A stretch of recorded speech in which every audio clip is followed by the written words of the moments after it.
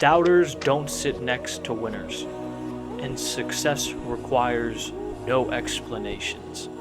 I had a conversation with a good friend of mine that was very eye-opening, and two of the things we talked about were doubt and dreams. Aspirations. Let me start this off by saying, when you no longer need anyone, do not hesitate to act on your goals and aspirations and dreams. Let me say it like this rather. When you reach a point where you no longer need and or want anything negative energy, negative thoughts, negative experiences, pointless experience, just anything that fits into that realm, you're on the path. Hold that tight for just a moment, because another big step, another bit of freedom, in a sense, is coming. Doubters do not sit next to winners. Doubters are not worth knowing. You don't see someone who, after achieving something they felt they were worth achieving, doing something they wanted to do and it happened because they made it happen. You don't see people sitting next to them and they say, "This guy doubted me the whole time." You don't see that. They talk about the people next to them in high spirits. "This guy believed in me the whole time and stuck by my side when I needed help. He never doubted me, he never lacked belief in me, he was there for me." And to raise a question from that, think about the people in your life right now. Think about what you want to do. Think about that thing you feel worth doing. It's in your worth. Like, you feel worthy of doing this thing. You are worthy of doing this thing. You're telling yourself that. Now, if you were in an interview and there was a chair open next to you, who would be the people or the person who sit in that chair? What category would they fall under in regards to, "This guy believed in me the whole way, he was by my side, he stuck with me, never had any doubts about me, he knew it was possible, and we're here"? And then who would you say, "This guy doubted me the whole time, he didn't think I could do it, he has doubts about himself that spread to me, he set his limits, he didn't find them"? Just think about that. Really think about that.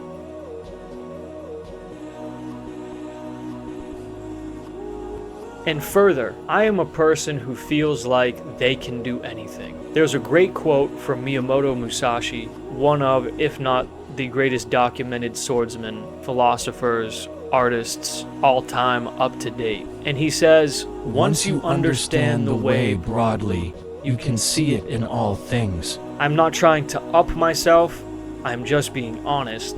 I think I can do anything. Because once you understand the way broadly, you can see it in all things. You are not limited. You are limited to what you think you can do. I'm going to say that again. You are not limited. You are limited to what you think you can do. So I raise this question.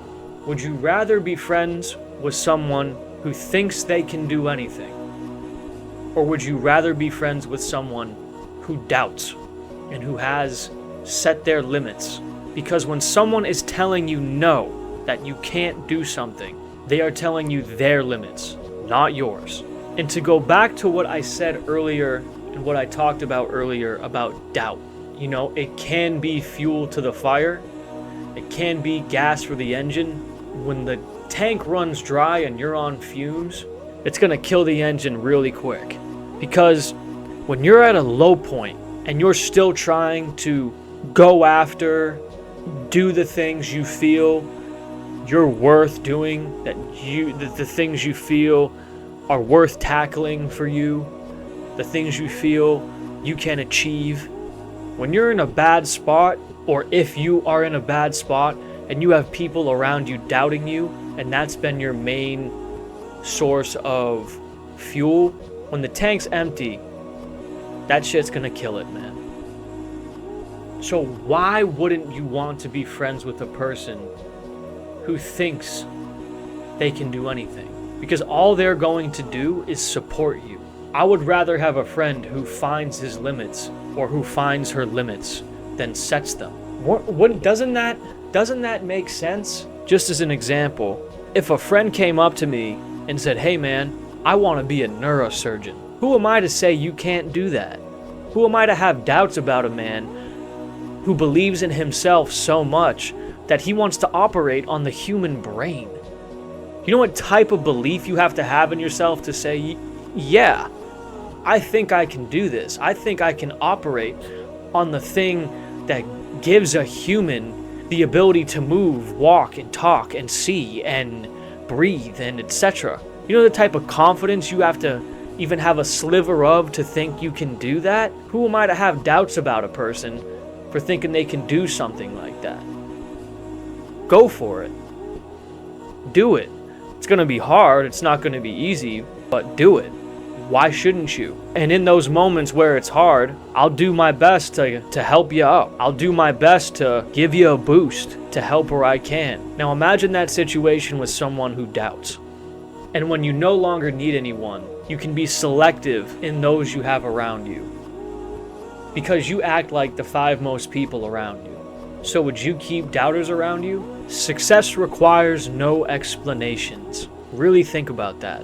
If there's something you believe you can do, if there's something you feel like your worth is equal to that, you see yourself in that light. If success requires no explanations, you don't have to keep those people around you, those doubters and naysayers. Why would you? For old time's sake? Because they've been around? Because you've known them for a while? You don't have to explain yourself, because success requires no explanations. You don't need doubt. Doubt is a cancer, and doubters do not sit next to winners.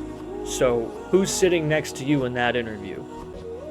Because doubters don't sit next to winners. The world is yours. Dare to be great.